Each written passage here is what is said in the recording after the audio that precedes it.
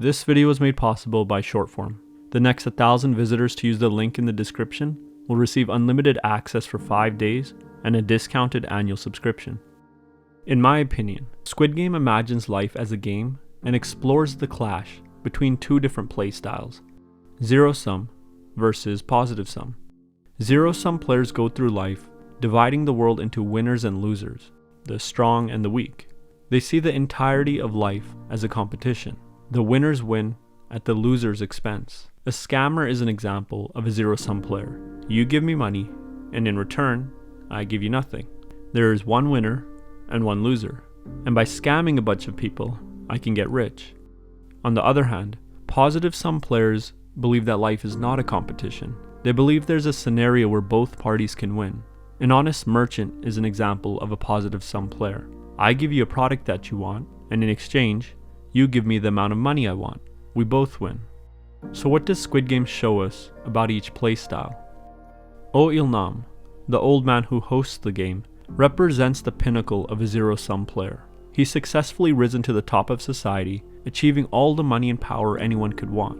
But when he's on his deathbed, when he reminisces on the entirety of his long life, when he can comb through all of his memories, what memory does he cherish most? The memory of himself as a kid, playing with all of his friends. He has all the money and power in the world, with the ability to experience anything. And what does he want to re-experience? Friendship. He tells Gi-han that their friendship brought meaning, fun, and joy back into his life.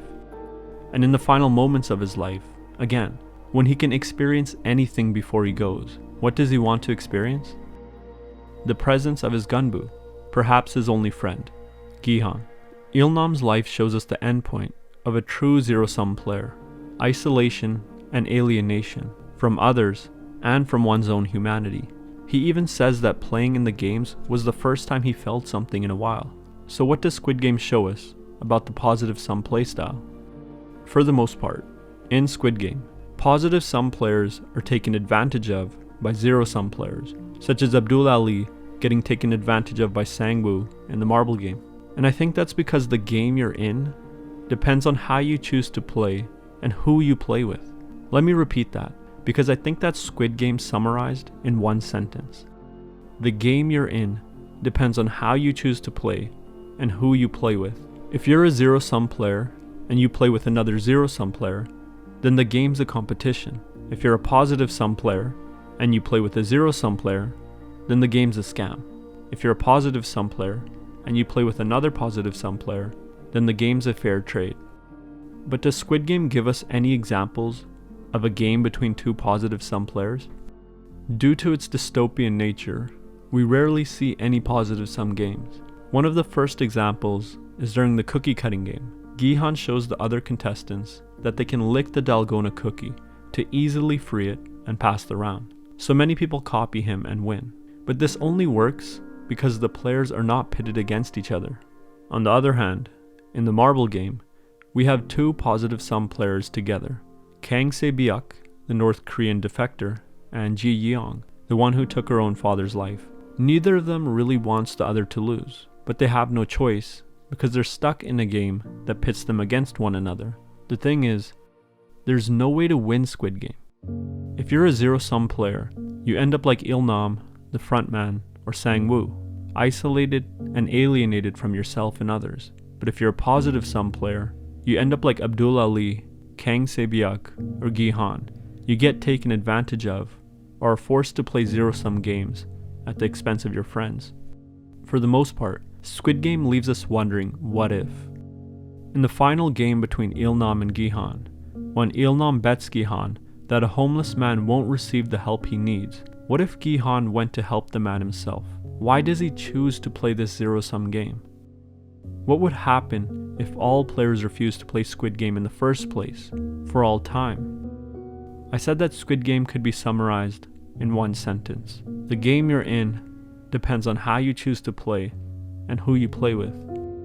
So going back to the idea of life as a game, what if we all refused to be zero-sum players or play with zero-sum players? What kind of game would we be in then? That's the question Season 1 of Squid Game leaves me with. As always, This is just my opinion and understanding of Squid Game, and if you have a different take on it, I'd love to hear a perspective in the comments. And if you're new to this channel, I try to write about philosophy in a practical way, so if you want to check out some of my other recent videos, there's a link to my practical philosophy playlist in the description below.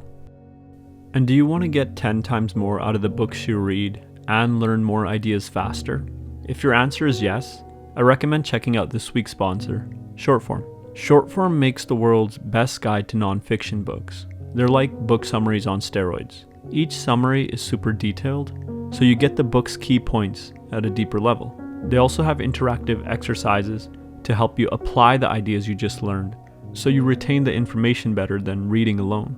And on top of that, they also add smart insights that connect one author's ideas to another. So in the end, you have a broader understanding of the subject, its different viewpoints, and a complex interconnected web of ideas. They cover a wide array of genres, including some of my favorites such as self-improvement, philosophy, and psychology. Right now I'm enjoying Capitalism and Freedom by Milton Friedman, as well as The Communist Manifesto by Karl Marx. The creator of Squid Game said that the show is, in many ways, a critique of our capitalist system. And I realized that I don't know much about the history or philosophy of our capitalist system. So Shortform is helping me brush up on the facts in a quick but insightful way. And after this, I'm going to check out I Will Teach You to Be Rich by Ramit Sethi. So if all of this sounds interesting to you, you're in luck, because the next 1,000 visitors to visit shortform.com/freedominthought or use the link in the description below will receive unlimited access for 5 days and a discounted annual subscription. As always, thanks for watching, and I'll see you next time.